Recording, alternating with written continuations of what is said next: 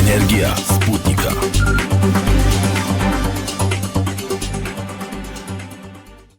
Dobar dan, ovo je Energija Sputnika, ja sam Jelica Putniković, a danas sa gospođom Lidijom Zelić, koja je direktorka udruženja Biogas Srbija, razgovaram o proizvodnji, naravno, biogasa, ali zapravo o tome od čega sve možemo da proizvedemo biogas, koje su njegove i prednosti, koje benefiti donose i proizvođačima, ali i celoj državi, jer je to u stvari način da se na jedan ekološki način zbrine i organski otpad i otpad iz poljoprivredne proizvodnje i uopšte ono što završava na deponijama. Slažete se, nadam se, sa mnom? Slažem se, kako da ne. Ogroman je pritisak na deponije.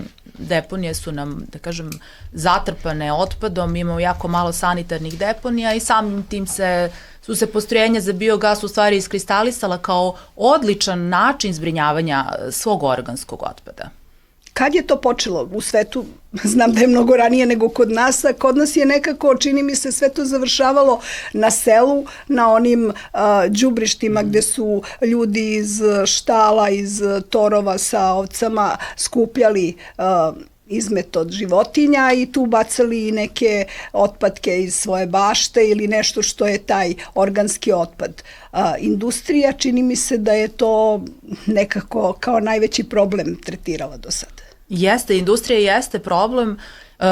Hajde možda to prvo da spomenem. Mi imamo zakone zaista koje se tiču tog menadžmenta otpada koji se možda bi trebalo malo bolje, da rigoroznije da se sprovode što se tiče industrije.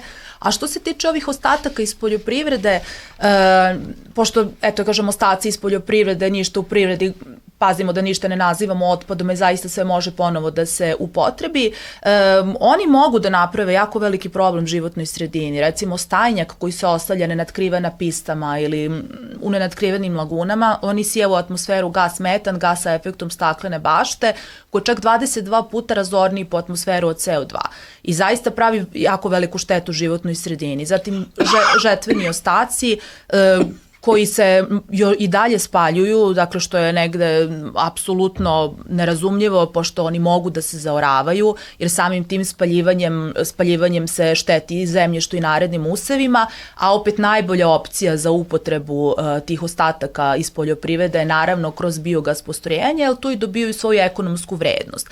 Mi smo malo kasnije počeli u odnosu na ostatak Evrope, razvijenijeg dela Evrope, negde 20 godina posle Nemačke, recimo, 2009. godine je izašao prvi set mera koji je uredio biogas sektor kod nas, dakle donet je taj prvi zakon po kojem su i krenula sa radom prva 3 biogas postrojenja kod nas.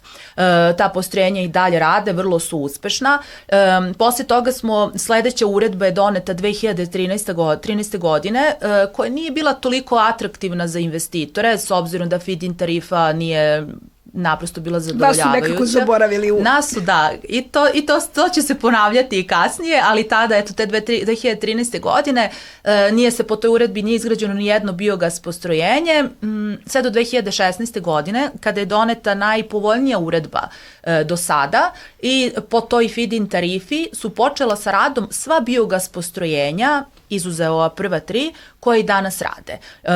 Koliko ih je ukupno do sad? Trenutno imamo 39 postrojenja koje rade u punom kapacitetu, ali ono što je možda značajnije, mi imamo 79 postrojenja u privrednom statusu povlašćenog proizvođača, što znači da su oni aplicirali za rad, za proizvodnju električne energije iz biogasa po toj prethodnoj uredbi iz 2016. godine.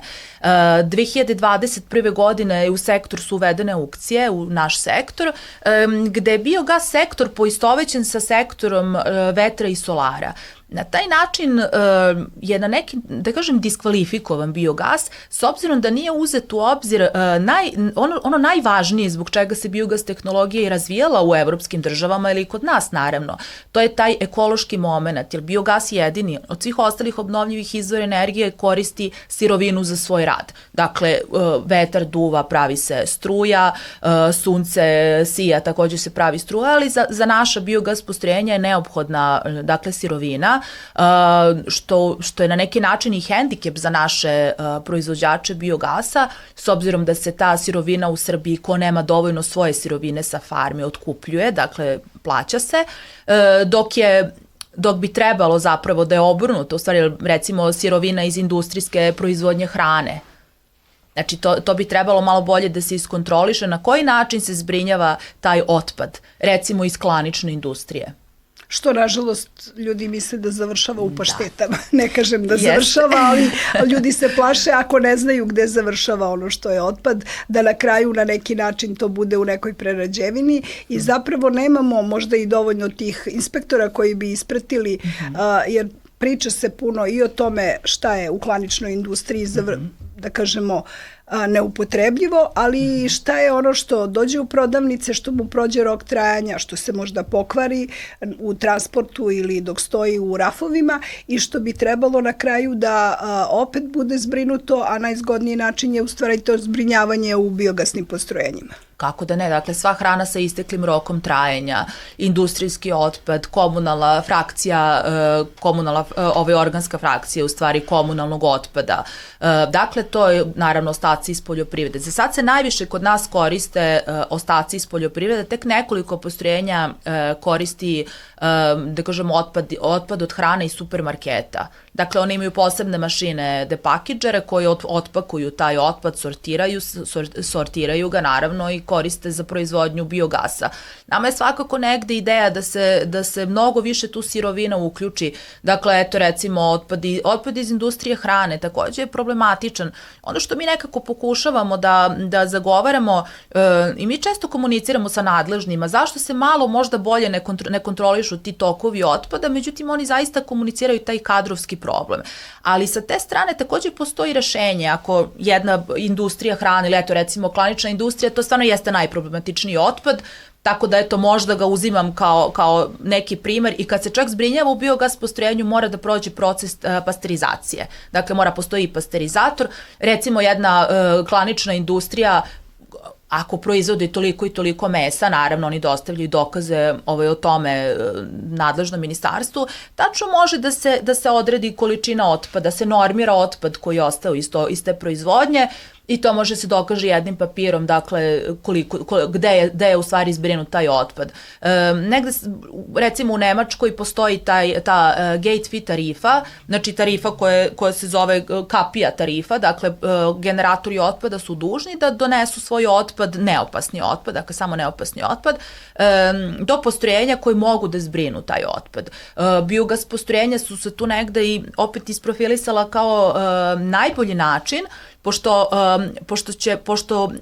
pored toga što zbrinjavaju otpad, kao i ostala recimo postrojenja koje se bave samo time, oni proizvode električnu energiju, tako da je to generatorima otpada povoljnije finansijski. Znači manja im je cena da zbrinu otpad u biogas postrojenju nego da ga nose negde drugde. I moram da vas pitam, sad prekidam vas u vašoj priči, ali pardon, priča se puno o spaljivanju otpada, imamo i spalionicu koja je počela da radi u Beogradu. Da li taj organski otpad može i da se spaljuje i da li je to možda ekološki više štetno nego proizvodnja biogasa? Pa proizvodnja biogasa je ovde najekološkije, da kažem, rešenje i najekonomičnije rešenje. Se praktično radi razlaganje tog organskog otpada u uslovima bez prisustva kiseonika. Dakle, to je jedan potpuno zaokružen proces. Dakle, u momentu kad se razloži taj otpad u tim velikim digestorima, generiše se biogas, on ima 50 do 75% čak metana, CO2 i nekih drugih elemenata u tragovima. Dakle, tu se ne ispuštaju nikakvi gasovi, apsolutno. To se sve dešava u tim hermetički zatvorenim sudovima, odnosno digestorima i u strogo kontrolisanim uslovima. I tako generisan biogas se odvodi kod nas za sada još uvek samo na kogenerativno postrojenje, gde se u procesu kogeneracije proizvodi električna i toplotna energija, što je dobro rešenje za neke početne korake sektorske i to je tako bilo zaista u svim ostalim državama. Međutim, ovde je iskorišćenost biogasa samo do 50%. Zašto je to tako? I postoji zapravo mnogo bolja opcija. Ova trenutna opcija je, dakle, mi toplotu ne koristimo. Koliko se generiše u kogeneraciji električne energije, toliko se generiše i toplotne energije. Izgradnja toplovoda je jako velika investicija za investitora. Dakle, ta toplota može se koristiti, ne znam, na farmi, za staklenike, plastenike, sušare, eventualno ako je u blizini neki objekat u mestu, recimo dečiji vrtić, bolnica, znači na neki način da može da se sprovede ta toplota u blizini. Ali ili možda sad ovo što se puno najavljuje, toplotne pumpe bi mogle biti rešenje za čuvanje energije, znači da se ne čuva kao biogas, već kao toplotna energija, što je nešto što je kod nas opet u začetku, na zapadu je već poprilično odmaklo. I sjajna je stvar, da, slušala sam profesorku koja je izlagala o tome, zaista jeste sjajna stvar. I tako je, znači mi trenutno imamo situaciju gde mi tu toplotnu energiju u principu ne koristimo, sva električna energija se isporučuje na mrežu, dakle svi operateri predaju energiju EPS-u i naravno dobijaju feed-in tarifu za to, kao što jeste po uredbi iz 2016. godine. Međutim, mnogo bolja opcija gde je iskorišćenost biogasa do 100% je proizvodnja biometana.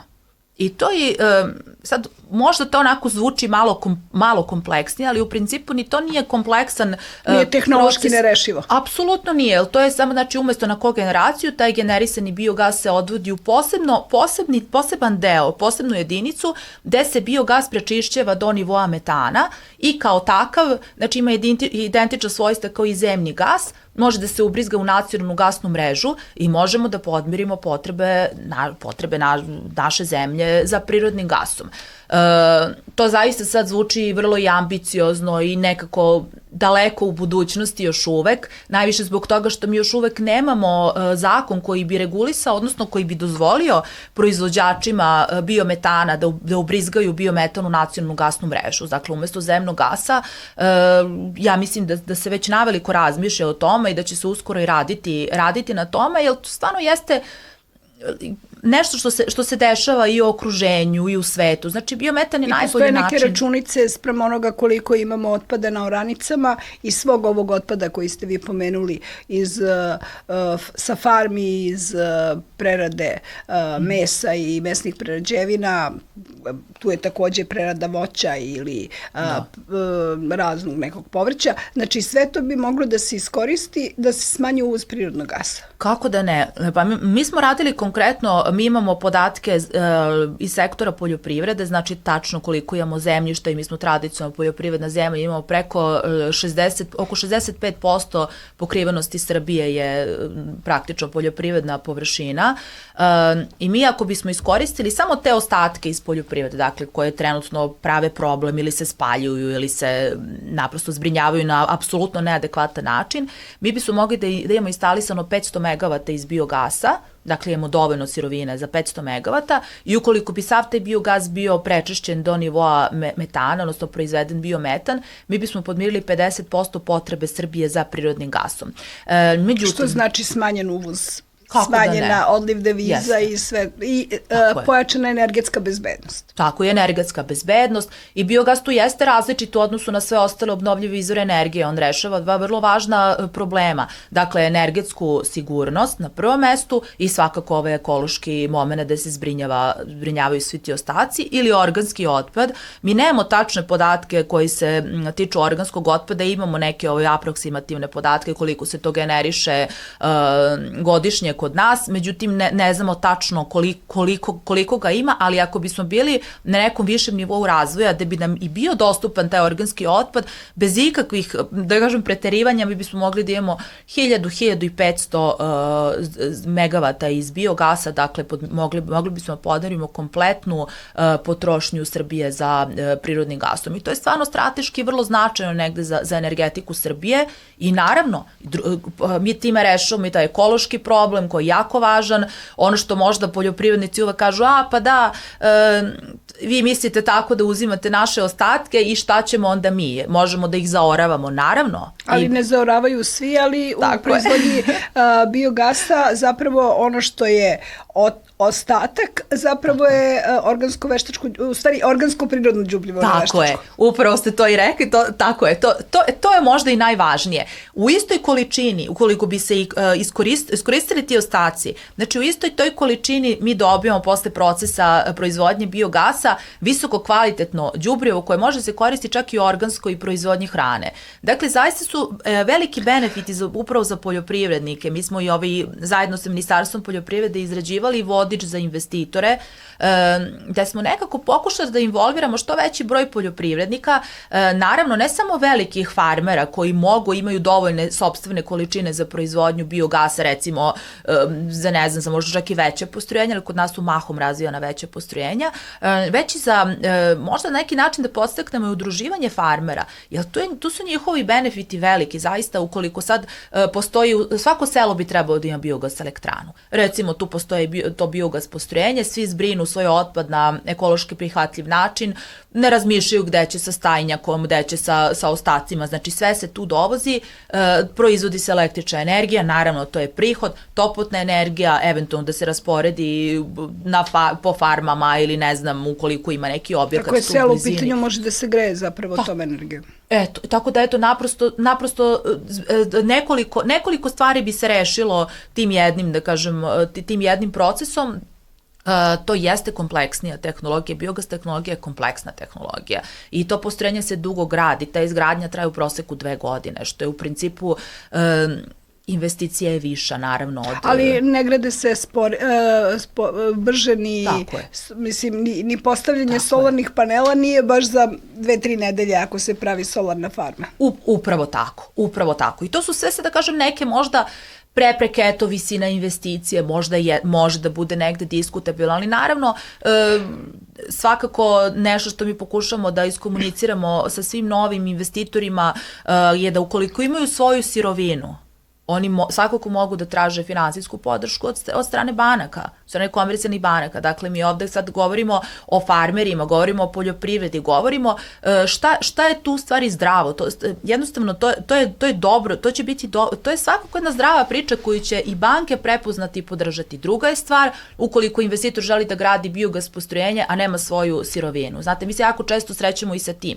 Oni ljudi hoće i oni su, aplicirali za status, dobili su taj status, međutim u nekom momentu kada treba da dođe do finansiranja, i to jeste visoka zaista investicija, jednostavno javi se ta vrsta problema da oni ne mogu da pribave podršku od strane banke zato što nemaju ili neke stabilne ugovore sa da kažem, ostalim generatorima otpada iz okoline. Tu se gleda nekih 30 km, sve preko toga potpuno neisplativo, tako da, ali to moraju da budu stabilni ugovori. A kako, na primjer, znam da su neki najavljivali da će da otkupljuju, znači da plaćaju poljoprivrednicima slamu koja se pokupi sa njiva posle žetve, kukuruzovinu posle berbe kukuruza ili soje, i znači to je ono što, evo sad ste vi nekoliko puta pomenuli, što se nažalost često spaljuje, čak se i ne zaore.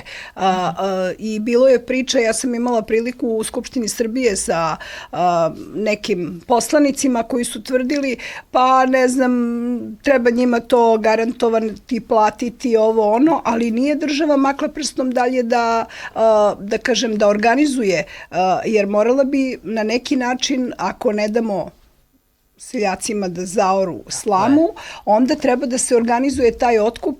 Možda je teško da se neki investitor sad, da kažemo, od kuće do kuće šeta, ali ako se donese neki propis da se svo to otpadno bilje skupi, da mu se plati, a oni su najavljivali da će čak plaćati, da je to priličan prihod uz ovo da je cena pšenice, na primjer, da varira, pa ljudi kažu ne isplati nam se da sejemo hlebno žito. Znači, mislite li da bi država trebala više da se uključi baš u to sakupljanje baš žetvenih ostataka i onoga što ostane u fabrikama hrane ili ovoga što veliki trgovinski lanci imaju kao otpad na kraju, a organski? Kako da ne? Tu bi kontrole zaista trebaju da budu znatno rigoroznije. Naši biogas operateri koji su uslovljeni otkupom, ako to stvarno nisu neki stabilni ugovori unapred, oni su praktično ucenjeni. Sad sa ovom inflacijom, mislim što se dešavalo, recimo cena silaže je otišla 4 do 5 puta.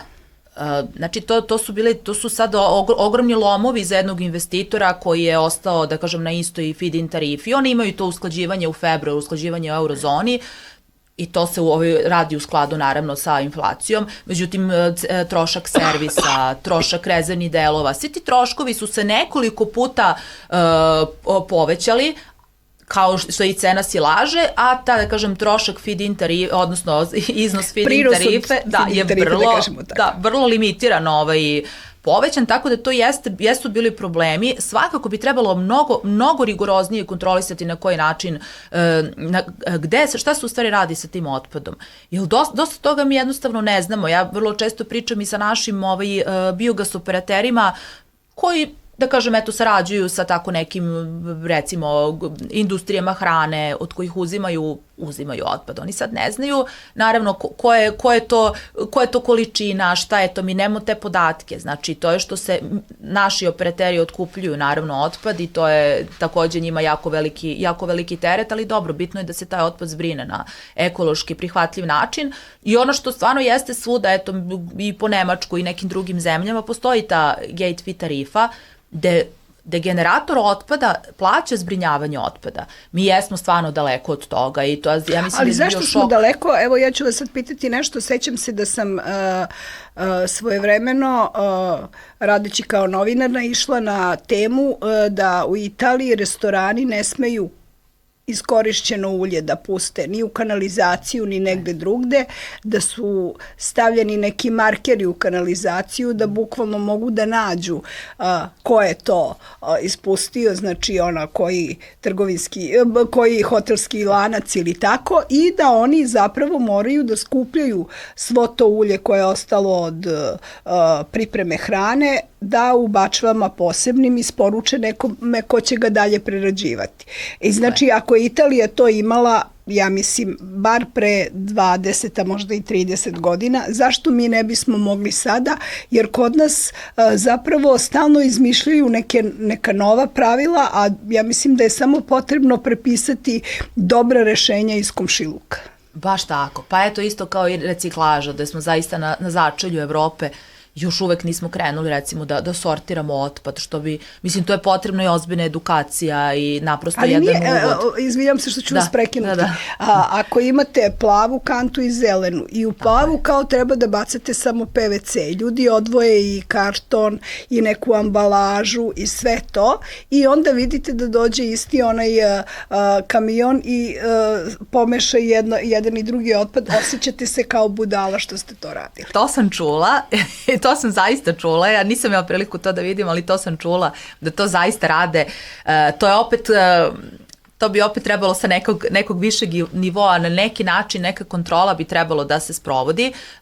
Svakako, domaćinstva u nekom momentu svakako. Mi imamo, na primjer, našeg člana u udruženju koji se bavi sakupljanjem otpada iz restorana, horeka, objekata, znači oni obezbede i posebne te vreće i kante i većina tog otpada se pravi jedna posebna smesa i ide u biogas, što je zaista sjajno rešenje.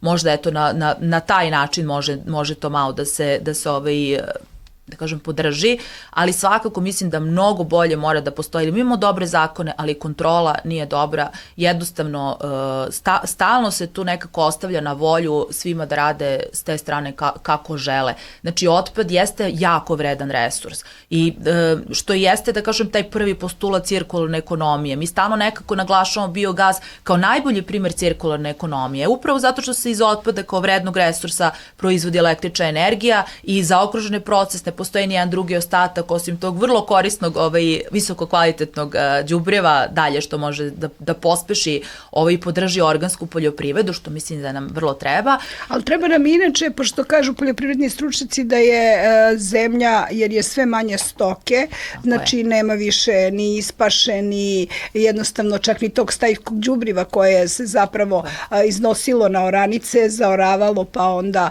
obogaćivalo same poljoprivredne poljoprivredne površine i da je zemlja toliko ispošćena da bi ta vrsta sad proizvedenog biološkog, da kažemo sad đubriva, bila veoma korisna jer ćemo na kraju imati jednu vrstu neplodne zemlje.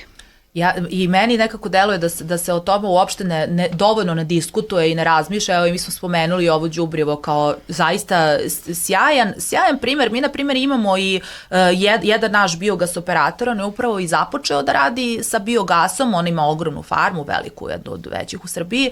On je započeo ovu priču zato što je hteo da razvija organsku proizvodnju hrane. A to đubrivo je bilo jako skupo da se uvozi, da se kupuje, da se donosi iz inostranstva, nisam sigurna odakle su uvozili, međutim bile su jako visoke cene, tako da su sad imaju sopstvenu proizvodnju i đubrivo svoje koje ostaje, svakako brojni su benefiti za zemlju i od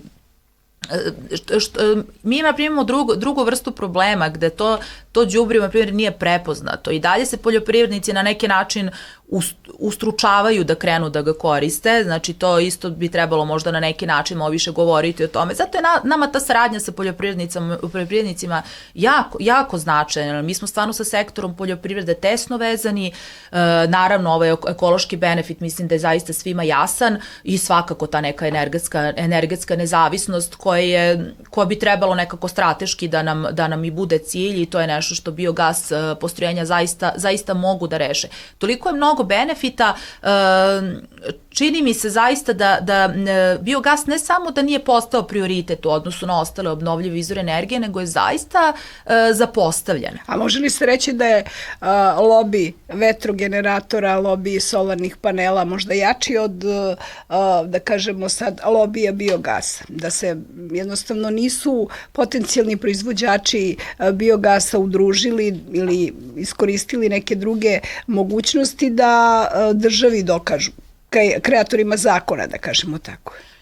Ja mislim da je ovde više problem što još uvek nisu došlo na red ta neka ekološka pitanja koji su nama zaista goruća. Još uvek se biogas, mi smo promenili narativ i mi pokušavamo da nametnemo taj narativ, jednostavno da zagovaramo taj narativ da su biogas postrojenja pre svega rešavaju velike ekološke probleme kod nas. Znači to treba jednostavno ekologija pre ekonomije. Mnogo, znači energetika, ta proizvodnja električne i toplotne energije, potencijal biometana, samo su posledica tog ekološkog zbrinjavanja organskog otpada i to bi tako trebalo da bude. Sad ono što neko moje razmišljanje da je to sve u svoje vreme, kao i sve u životu, kada budemo pritisnuti sa svih strana, jer mi imamo čini mi se 10 ili 11 samo sanitarnih deponija, znači to je zaista malo. Mnogo otpada završava kojekuda na deponijama koji nemaju ekološke principe da zbrinu taj otpad, znači to se stvarno pravi ekološka katastrofa.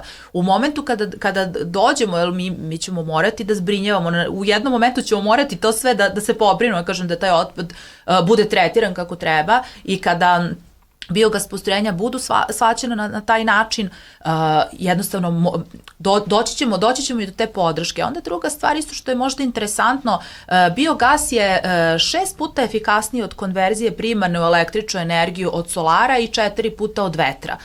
Znači pravi više struje. Drugo, znamo svi problem sa vetrom kakav imamo, znači vetra i nema toliko sad da bi se... Da ne pričamo o tome da ekologija takođe ima negativne posledice na ekologiju jer niko ne priča o tome šta će se desiti kad te farme završe svoj životni vek, a da ne pričamo o pticama, leptirima, slepim miševima i ostalo. Tako je. Upravo tako. Tako da nekako kada počnemo da posmatramo biogas kao zaista izvor energije koji zaista rešava ozbiljne ekološke probleme, mislim da će to biti na taj način dosta diskutabilno. Mi recimo od marta 2021. godine, ovo je jako interesantan podatak, mi nemamo zaokruženu zakonsku regulativu za biogas. Ko je tu kriv, koje ministarstvo? Pa u principu tu regulativu bi trebalo Ministarstvo energetike da zaokruži, da se propišu aukcije i za nas. Prvo, mi smo to negde, taj zakon je donošen u martu 2021. godine, dakle post-covid situacija gde tada se nije ni dolazilo u ministarstvo i sve su ti sastanci bili online, mi jesmo bili deo radne grupe na donošenju zakona gde smo se mi negde tim aukcijama oštro protivili. One jesu prenete iz Evrope, međutim, prenete su sa sektora koji su mnogo razvijeniji. Mi u tom momentu smo imali 28 samo postrojenja koja rade, što je zaista malo.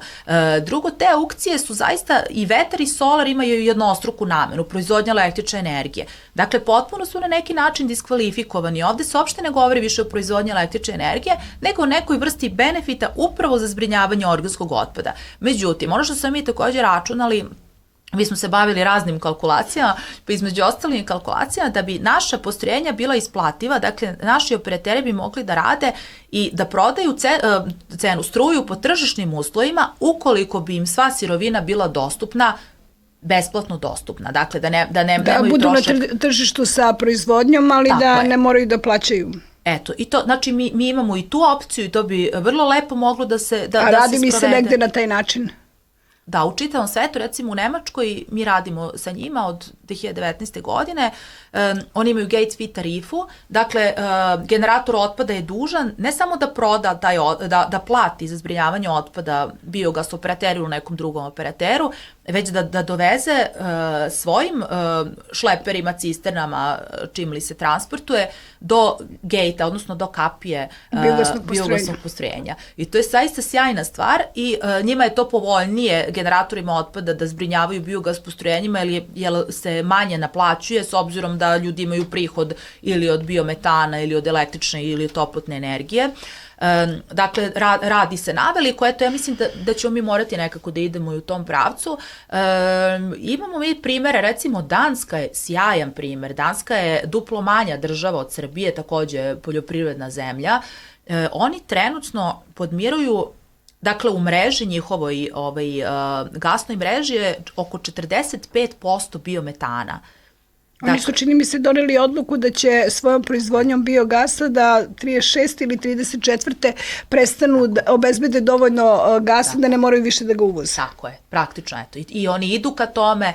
Znači, moramo da motivišemo novo ministarstvo energetike, jer te 21. godine nije bila ova postavka, ni ova iz prošle vlade, ni sadašnja. Nećemo da krivimo nikoga, kao što ste vi rekli, bila je korona u to vreme, ali znači i ministarstvo energetike i ministarstvo zaštite životne sredine i naravno ministarstvo poljoprivrede moraju da se udruže da bi doneli te nove propise. Jeste, to je jedna multisektorska podrška. Takođe, ono što je interesantno isto za biogas, razvija se ruralna sredina, znači može biogasom da se balansira mreža, to je jedna proizvodnja 24/7, režim 24/7, dakle ne postoje nikakve oscilacije, može sve da se predvidi, nemamo kao kod recimo vetra, sad duva, sad ne duva, haos pravi na mreži, onda je EPS je imao malo negativan stav. Elektromreža Srbije, Elektromreža Srbije, izvinjam se, tako je, Elektromreža Srbije. Mene su ispravljali pa sam naučila. Ja znam, nego nekako po nekoj navici, jeste.